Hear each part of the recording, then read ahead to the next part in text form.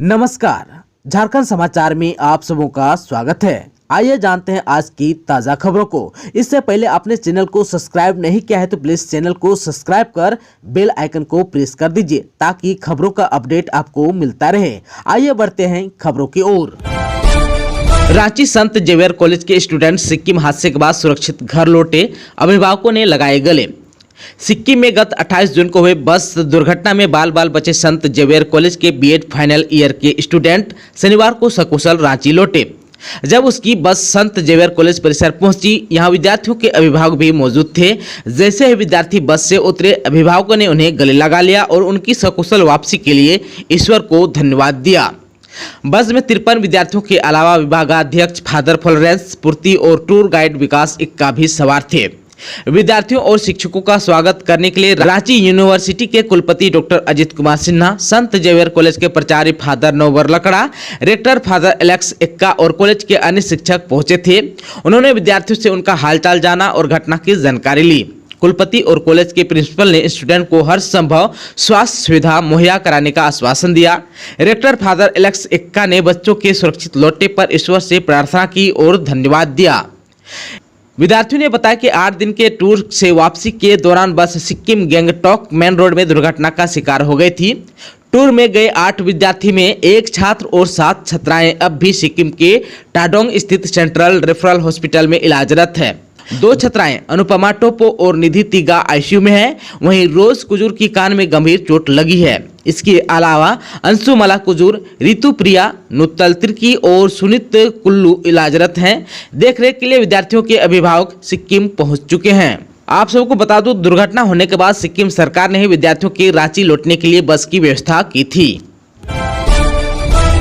झारखंड के पासवा का एक दिवसीय सम्मेलन, निजी स्कूलों को मान्यता दिलाने के मुद्दे पर हुई चर्चा। Private school and children welfare association यानी कि पासवा की झारखंड प्रदेश का एक दिवसीय सम्मेलन शनिवार को रांची में झारखंड सरकार के मंत्री डॉक्टर रामेश्वर उरांव के डिप्टी पाड़ा स्थित सरकारी आवास में हुआ। सम्मेलन की अध्यक्षता पासवा के प्रदेश अध्यक्ष आलोक कुमार दुबे ने की। पासवा के प्रदेश स्तरीय सम्मेलन में राज्य में निजी स्कूलों को मान्यता दिलाने के मुद्दे पर चर्चा हुई। वक्ताओं ने कहा कि पूर्ववर्ती रघुवर दास सरकार के कार्यकाल में आरटीआई कानून में संशोधन कर निजी स्कूलों को मान्यता देने के लिए ऐसे शर्त थोप दिए गए हैं जो देश के दूसरे राज्य में कहीं नहीं है। इसलिए पासवा की ओर से यह मांग की गई है कि राज्य सरकार आरटीआई 2019 के नियमावली को पूर्ण रूप से निरस्त कर विधानसभा में एक नया विधेयक पारित कराकर प्राइवेट स्कूलों को मान्यता लेने में आ रही कठिनाइयों को दूर किया जाए। इस संदर्भ में झारखंड के शिक्षा मंत्री जगन्नाथ महतो ने प्राइवेट स्कूलों की इस समस्या के निदान पर गंभीरता दिखाई है। झारखंड के सभी जिलों में लगेगी blood suppression unit, Banna Gupta ने कहा। जमशेदपुर के एमजीएम अस्पताल में नवनिर्मित state of the art city centre का उद्घाटन झारखंड के स्वास्थ्य मंत्री बन्ना गुप्ता ने किया। इस मौके पर उन्होंने कहा कि एमजीएम अस्पताल को बेहतर अस्पताल बनाने के लिए वे प्रयत्नशील है। इसके लिए 400 करोड़ रुपए का इंतजाम भी किया गया है। 700 बेड का अस्पताल बनने के बाद क्षेत्र के लोगों को सहूलियत होगी। अस्पताल सभी प्रकार की अत्याधुनिक सुविधाओं से लैस होगा। उन्होंने नई सिटी सेंटर को लेकर संबंधित अधिकारी को निर्देश दिया कि जो उपकरण लगाए गए हैं वे 32 स्लाइस के हैं, उसे बदलकर 256 स्लाइस सिटी स्कैन मशीन लगाएं। मंत्री ने कहा कि झारखंड के 24 जिलों में ब्लड सप्रेशन मशीन लगाने का प्रयास किया जा रहा है, जिससे ब्लड की कमी से किसी मरीज को जूझना नहीं पड़े। झारखंड के स्वास्थ्य मंत्री बन्ना गुप्ता ने पेश की मिसाल, एमजीएम में भर्ती एक मरीज के लिए खुद किया रक्तदान। शनिवार को अस्पताल में जांच केंद्र का उद्घाटन करने के बाद मंत्री अस्पताल का दौरा कर रहे थे। इसी बीच एक महिला उनके पास आई और अपने पति को रक्त की जरूरत बताकर स्वास्थ्य मंत्री से मदद मांगी। पोटका के कलिकापुर गाँव निवासी 49 वर्षीय सुबोध भगत के लिए स्वास्थ्य मंत्री खुद रक्तदान करने पहुंचे और रक्तदान किया। उन्होंने लोगों से ज्यादा रक्तदान करने की अपील भी की। द्रौपदी मुर्मू 4 जुलाई को आएंगी झारखंड। राष्ट्रपति चुनाव में जीत सुनिश्चित करने को नेताओं से करेंगी भेंट। राष्ट्रपति चुनाव में राजग की प्रत्याशी द्रौपदी मुर्मू 4 जुलाई को झारखंड आ रही है। इस दौरान जीत सुनिश्चित करने को लेकर बीजेपी आजसू समेत अन्य पार्टी के नेताओं से मिल सकती है। द्रौपदी मुर्मू के झारखंड आगमन की खबर मिलते ही झारखंड बीजेपी ने तैयारी भी शुरू कर दी है। बता दें कि द्रौपदी मुर्मू का झारखंड से नाता रहा है। वहीं राष्ट्रपति चुनाव में दूसरे प्रत्याशी यशवंत सिंह का भी झारखंड से नाता रहा है। गुमला के साप्ताहिक बाजार में बन रहे मजदूर भवन का विरोध, सैकड़ों दुकानदारों को जीविका छीन जाने का डर। गुमला शहर के साप्ताहिक बाजार टांड में बन रहे मजदूर भवन का विरोध तेज हो गया है। वहीं सैकड़ों दुकानदारों के समक्ष जीविका छिन जाने का डर सताने लगा है। दुकानदार और किसानों के समर्थन में विधायक भूषण तिर्की भी उतर आए हैं। शनिवार को विधायक श्री तिर्की बाजार टांड पहुंचे, भवन निर्माण के लिए खोदे जा रहे नींव का अवलोकन भी किया। साथ ही सब्जी बेचने एवं अन्य दुकान लगाने वाले किसानों से विधायक ने बात भी की। इस संबंध में दुकानदारों ने कहा कि प्रशासन हम गरीब किसानों को भूखे मारना चाहता है, इसलिए बीच बाजार में बेवजह भवन का निर्माण हो रहा है। गुमला में कई जगह सरकारी जमीन है, यह सरकारी भवन बेकार है। प्रशासन उसका उपयोग न कर बाजार टांड में भवन बनाकर किसानों की रोजी रोटी छीनने का काम कर रहा है। किसानों की बात सुनने के बाद विधायक ने कहा कि बाजार टांड में वर्षों से दुकान लगाकर परिवार का जीविका चलाने वाले लोगों को भूखे मरने नहीं देंगे। सरकार कभी नहीं चाहती है कि किसी का जीविका छिन जाए। अगर बाजार टांड में भवन बनने से सैकड़ों लोगों की जीविका छिन सकती है तो यहाँ भवन बनाने का विरोध होगा। झारखंड में 24 घंटे में कोरोना के 54 नए केस, 330वें मरीजों की संख्या।